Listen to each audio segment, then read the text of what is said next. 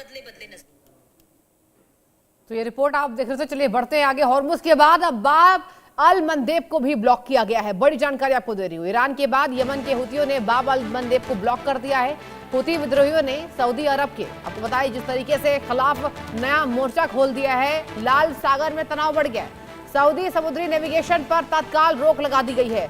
पूरी खबर यह है कि इस वक्त चौंकाने वाली खबर खाड़ी देशों से सामने आ रही है। यमन के हथी विद्रोहियों ने एक बहुत बड़ा और आक्रामक कदम उठाते हुए सऊदी अरब के समुद्री नेविगेशन यानी कि मैरीटाइम नेविगेशन पर तत्काल प्रभाव से पूरी तरह प्रतिबंध लगा दिया, बैन। हुतियों ने आधिकारिक तौर पर घोषणा यह की है कि सऊदी अरब का कोई भी जहाज या उससे जुड़ा कोई भी समुद्री परिवहन अब उनके प्रभाव वाले इलाकों से नहीं गुजर सकेगा। इस फैसले के बाद लाल सागर और उसके आसपास के समुद्री इलाकों में तनाव बढ़ गया है। चरम पर तनाव पहुंच चुका है। इस बैन का वैश्विक व्यापार और कच्चे तेल की सप्लाई पर गहरा असर पड़ेगा। आइए देखते हैं पूरी रिपोर्ट को।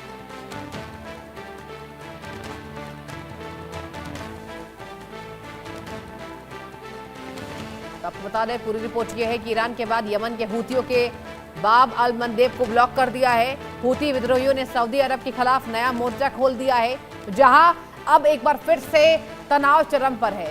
लाल सागर में तनाव बढ़ा है। समुद्री नेविगेशन पर तत्काल तरीके से रोक लगा दी गई है और देखिए इसका असर जो है, इसका असर गहरा पड़ेगा।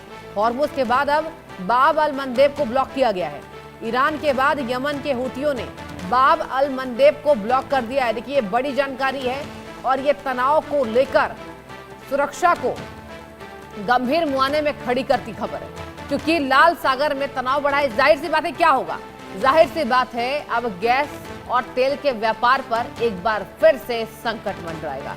एक बार फिर से महंगाई बढ़ेगी और एक बार फिर से तमाम जो देश हैं वो विकल्प ढूंढेंगे। हालांकि भारत तैयार है।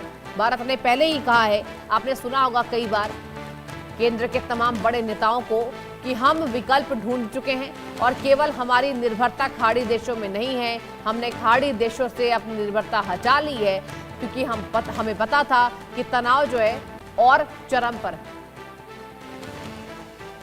और मेरे साथ खास मेहमान कमोडोर डीएस सोढ़ी सर जुड़ चुके हैं। सर गुड इवनिंग आपको। और सर आपसे यही मैं पूछना चाहती हूँ कि बाब अल मंदेब ब्लॉक किए जाने के बाद स्थितियां कैसी होगी सर? एक दो दिन में मुझे ऐसा लगता है कि तनाव चरम पर पहुंच जाएगा। सोढ़ी सर।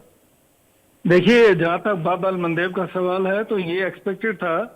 ये हुतीज ने, ईरान ने उनके साथ मिलकर ये ऑलरेडी स्ट्रेटजी बना के रखी थी जी कि अगर ये कन्फ्लिक्ट जो है ये आगे बढ़ता है तो उनका नेक्स्ट स्टेप आफ्टर हॉर्मुज जो है वो बाब अल मंदेब पे होगा, क्योंकि यहाँ से काफी ट्रेड जो है रेड सी के थ्रू यहाँ से आती है। और अभी जो हुतीज आप कह रहे हैं कि उन्होंने इसको ऑलरेडी ब्लॉक कर दिया है, तो एक बहुत बड़ा सेटबैक होगा। इससे क्या होगा कि जो शिपिंग यहाँ से आती है उनको अब एक लंबा रूट लेना पड़ेगा आने के लिए इंडियन ओशन में और अरेबियन सी में।